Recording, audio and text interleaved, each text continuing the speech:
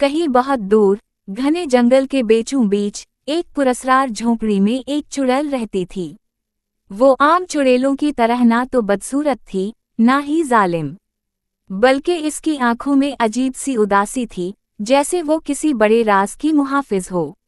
उसका नाम मुहरू था और वो अपनी 3 बेटियों के साथ इस झोंपड़ी में रहती थी।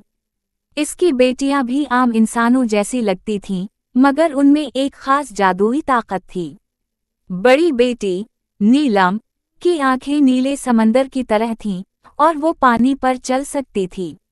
बीच की बेटी जरी के हाथों में ऐसा जादू था कि जिस चीज को छूती वो सोना बिन जाती।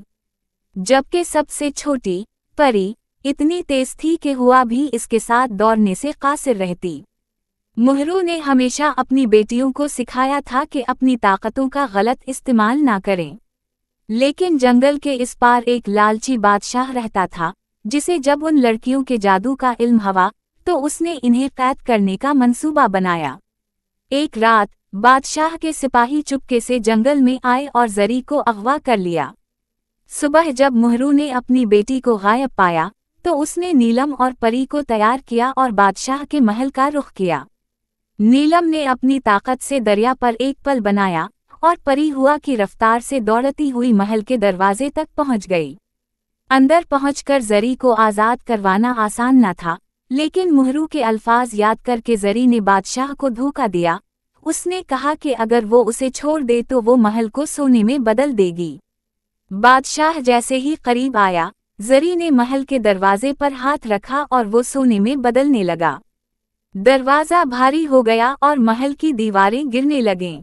सिपाही भाग खड़े हुए और बादशाह भी अपनी जान बचाने के लिए महल से निकल गया। मुहरू और इसकी बेटियां दोबारा जंगल में लौट आएं, जहां वो खुशवाओ खुर्रम जिंदगी गुजारने लगें। लेकिन इसके बाद इन्होंने अपनी ताकतों को हमेशा छुपा कर रखा ताकि कोई और लालची इंसान इन्हें नुकसान न पहुंचा सके। कहते हैं कि आज भी अगर आप इस जंगल में जाएं, तो रात के वक्त हवा में हल्की सी हंसी सुनाई देती है। शायद ये चुड़ैल की बेटियों की सरगोशियां हैं।